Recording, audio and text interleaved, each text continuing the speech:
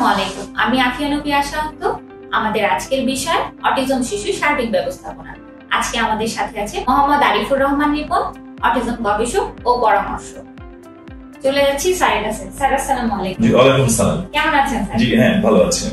Sir, আপনার কাছে একটু জানতে চাই অটিজম শিশুর সার্বিক ব্যবস্থাপনা বিষয়ে। হ্যাঁ জি, আপনি জানেন যে এই অটিজম শিশুর যে বিষয়টি রয়েছে যে এদের কিছু বিশেষ বৈশিষ্ট্য পরিলক্ষিত হয়, অর্থাৎ সাধারণ শিশুদের আমরা যা দেখি এই শিশুদের মধ্যে আসলে আমরা দেখতে পারি না। তার মধ্যে কিছু কিছু বৈশিষ্ট্য আছে, কোনো কোনো বৈশিষ্ট্য আছে যেগুলো খুবই চ্যালেঞ্জিং।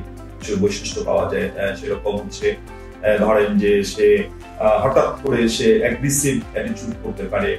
আবার সে দেখা যাচ্ছে যে কোনো কোথাও আপনি তাকে নিয়ে গিয়েছেন, সেখানে কোনো কিছু দেখে সে চিৎকার চেঁচামেচি করছে। আবার একটি বিষয় হয় যে এই বাচ্চাদের নতুন কিছু সে সহজে গ্রহণ করতে পারে না। অনেক সময় সে মারামারি করে ফেলে বা বক্সিং দিয়ে ফেলে বা স্পিটিং করে, থুতু দিয়ে। এগুলো হচ্ছে চ্যালেঞ্জিং বিহেভিয়ার। তো এই চ্যালেঞ্জিং বিহেভিয়ারের পাশাপাশি আপনি যদি এই বাচ্চাদেরকে যদি স্বাভাবিক জীবন যাপনের যদি আপনি লিড করাতে চান, যে আমার বাচ্চাটি অন্য অন্য যে শিশুর মতো আছে সেরকম সে আচরণটি করবে, তাহলে আপনাকে একটি ব্যবস্থাপনা তাকে করতে হবে। সেই ব্যবস্থাপনাটা কি? সেই ব্যবস্থাপনাটা হচ্ছে যে প্রথমে আমাকে আসলে আইডেন্টিফাই করে ফেলতে হবে যে আমার বাচ্চাটি আসলে কোন ধরনের বৈশিষ্ট্যের ভিতর আছে। আমরা কিন্তু দেখবো যে কোনো কোনো সময় আমাদের এই বাচ্চাদের ভিতরে অনেক ধরনের অ্যাগ্রেসিভ বিহেভিয়ার দেখা যায়। হ্যাঁ, অনেক বাচ্চা দেখা যায় অনেক চিল্লাচিল্লি করে, অনেক বেশি রাগ হয়ে যায়। হ্যাঁ, তো এটি হচ্ছে অ্যাগ্রেসিভ, এবং অনেক সময় বক্সিং ও সে কাউকে মেরে বসে। আবার দেখা যায় যে সে রিপিটিটিভ বিহেভিয়ার তার ভিতরে আমরা দেখতে পাই, তাই না? রিপিটিটিভ অনেক কিছু করে, যেরকম fan switch light on of করতে থাকে। হ্যাঁ, মানে যেটি হচ্ছে যে আপনি যদি দেখবেন যে এই বাচ্চারা অনেক সময় এই লাইট নিয়ে সে খেলে, হ্যাঁ, তো একই ধরনের আচরণ বারবার করে।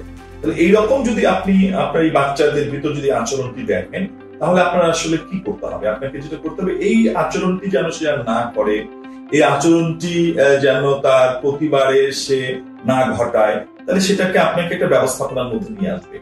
এই ব্যবস্থাপনাটাতেই আপনি যদি বাচ্চাটাকে ফেলে দিতে পারেন, অর্থাৎ এটিকে আমরা যদি ওই আচরণিক বিষয়টাকে যদি আমরা নিয়ে আসি, তাহলে সেটাকে আমাদেরকে বলা হয় ABA, অ্যাপ্লাইড বিহেভিয়ার অ্যানালাইসিস। অর্থাৎ আপনি তাকে প্রথমে অ্যানালাইজ করবেন যে আপনার বাচ্চার ভিতর কোন ধরনের আচরণ দেখা যাচ্ছে, তারপরে সেই আচরণের উপর ভিত্তি করে আপনি তাকে ব্যবস্থাপনাটা দেবেন। ধরা যাক যে আপনার বাচ্চাটি সবসময় ডিগবাজি খাচ্ছে। এই যে ডিগবাজি যে দেওয়া, তাহলে আপনি কি করতে পারেন? এই বাচ্চাটিকে আপনি এমন একটি প্র্যাকটিস বা এক্সারসাইজের ভিতর আপনি বাচ্চাটিকে নিয়ে যেতে পারেন, তখন দেখা যাবে বাচ্চাটি ওই ডিগবাজির পরিবর্তে সে তার ওই এক্সারসাইজটি করছে বা সে ওই খেলাটা খেলছে। হ্যাঁ, এই রকম করে আপনার এই ক্যারেক্টার গুলোকে আপনাকে ধরে ধরে তার ব্যবস্থাপনাটা করতে হবে। মানে প্রতিটি কাজ যেটা আমরা আসলে পছন্দ করছি না, সেটা পরিবর্তন অন্য কোনো কাজ করা হবে। হ্যাঁ, ঠিক অন্য কাজ না, তাকে অভ্যস্ত করা, যে, এবং তাকে শেখানো যে না, এই কাজটি না, তুমি এখন এই কাজটি করবে। সেই জায়গাগুলো যদি আপনি ম্যানেজ করতে পারেন, তখনই এই বাচ্চাটি স্বাভাবিক শিশুর মধ্যে আচরণ করবে। ধন্যবাদ স্যার, আমাদেরকে এত সুন্দর একটি পরামর্শ দেওয়ার।